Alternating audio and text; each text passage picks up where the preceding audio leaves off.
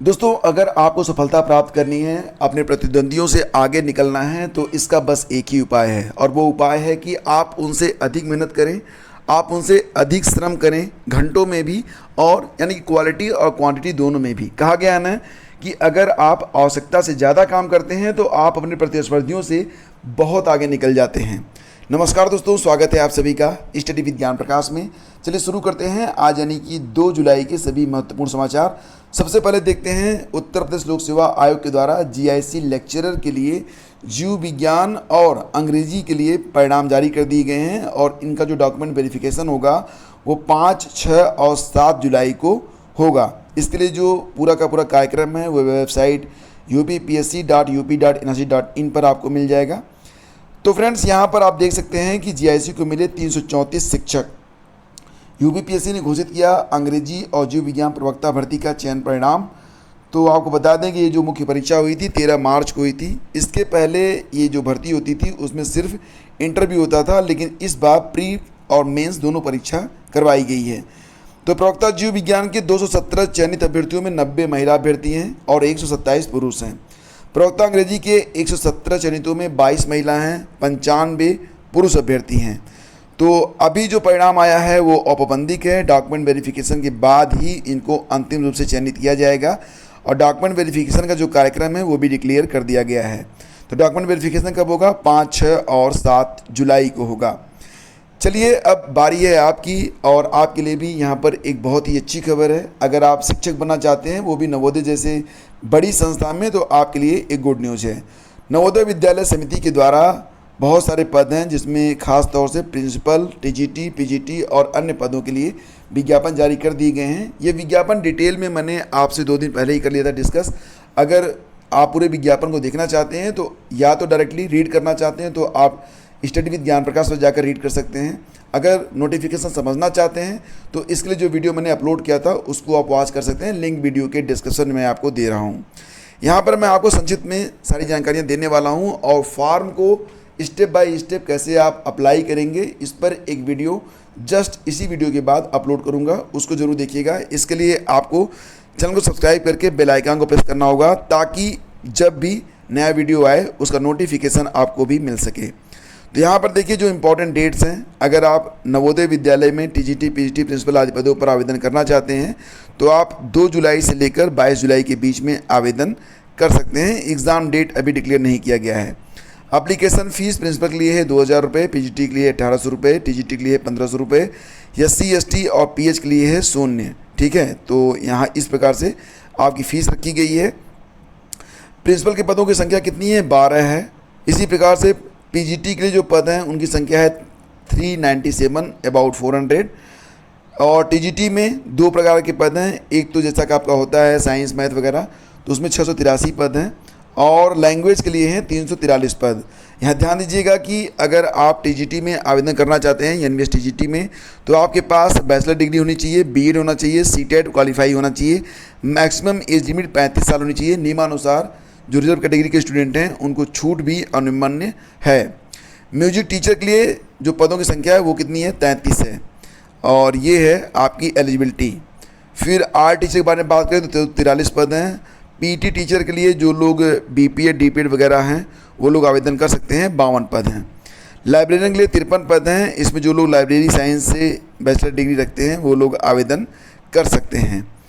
तो ये थी एक संक्षेप में जानकारी। विस्तृत जानकारी के लिए आप हमारा जो डिटेल्ड वीडियो है उसको वॉच कर सकते हैं। और ऑनलाइन आवेदन कैसे करेंगे इस पर एक वीडियो थोड़ी देर में आपको उपलब्ध होगा। उसको देखने के बाद आप ऑनलाइन आवेदन अपने मोबाइल के द्वारा ही कर पाएंगे।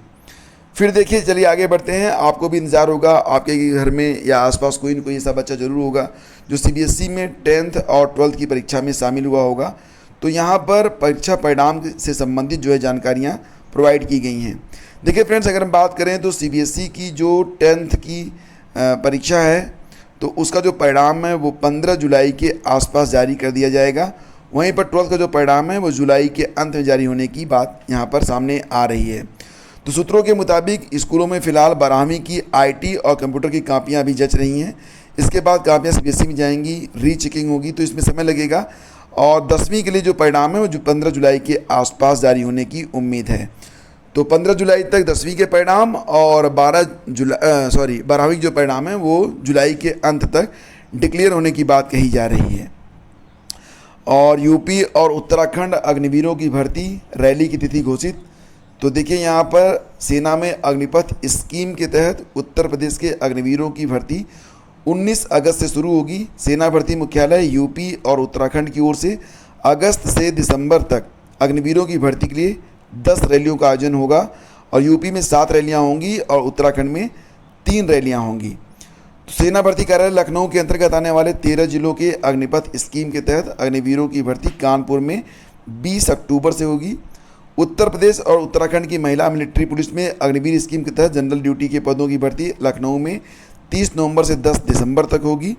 सेना भर्ती मुख्यालय ने प्रशासन और पुलिस से संपर्क करते हुए अपने पूर्व के तय कैलेंडर में थोड़ा सा बदलाव किया है।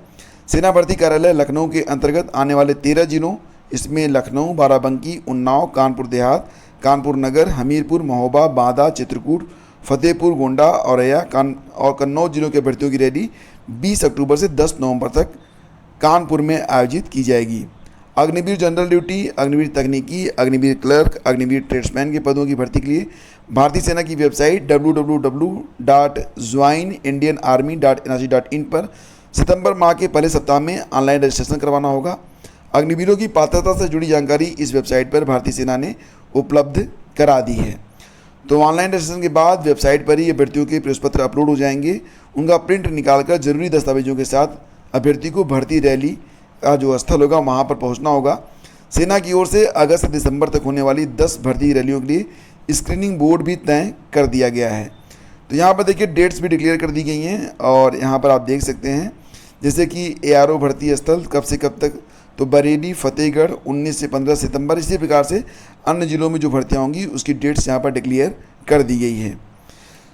और फ्रेंड्स देखिए यहाँ पर BSc नर्सिंग के लिए पहली बार प्रवेश परीक्षा होने वाली है। मुख्यमंत्री योगी आदित्यनाथ ने प्रदेश के सरकारी और निजी मेडिकल कॉलेजों में पैरा मेडिकल स्टाफ की कमी को दूर करने के लिए बड़ा फैसला किया है। इसके तहत प्रदेश में पहली बार BSc नर्सिंग की संयुक्त प्रवेश परीक्षा कराई जाएगी। प्रदेश के सरकारी और निजी BSc नर्सिंग कॉलेजों में करीब 8,000 छात्रों को प्रवेश मिलेगा।